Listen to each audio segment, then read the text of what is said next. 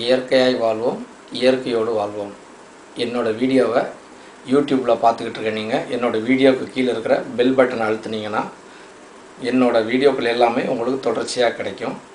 WhatsApp மூலமாகவும் Facebook மூலமாகவும் பார்க்குறவங்க அதை மற்றவங்களுக்கு ஷேர் பண்ணுங்கள். அது மூலமாக இயற்கை மருத்துவ தகவல்களை இன்னும் நிறைய பேருக்கு நம்ம கொண்டு சேர்க்க முடியும். இப்போ நம்ம பார்க்க போகிற கேள்வி என்னென்னா, சொந்தங்களில் கல்யாணம் பண்ணிக்கலாமா? உதாரணமாக சொந்தத்திலேயே பொண்ணு கொடுக்கறது, பொண்ணு எடுக்கிறது, இந்த மாதிரி செய்யும்போது இதனால் ஏதாவது பிரச்சனை வருமா, நோய்கள் வருமா, இல்லை நோய் எதிர்ப்பு சக்தி குறையுமா, குழந்தைகளுக்கு எதுவும் குறைபாடுகள் வருமா அப்படிங்கிறத நம்ம பார்க்க போகிறோம். சொந்தங்களுக்குள்ள கூடுமான வரையிலும் திருமணங்கள் செய்கிறதுங்கிறது கொஞ்சம் தவிர்த்துக்கிறது நல்லது. என்ன காரணம்னா, செய்யலாம், ஆனால் அவங்க ரெண்டு பேருடைய ரத்தமும் ஒரே குரூப்பாக இருந்தால், உதாரணமாக ஆணினுடைய ரத்தமும் பெண்ணினுடைய ரத்தமும் ஒரே குரூப்பாக இருந்தால் சில நேரங்களில் பிறக்கின்ற குழந்தைகளுக்கு டிஃபால்ட்டாகவே ஏதாவது குறைபாடு வந்துடுது. அதாவது RA+ன்னு சொல்லுவாங்க ரத்தத்தில்.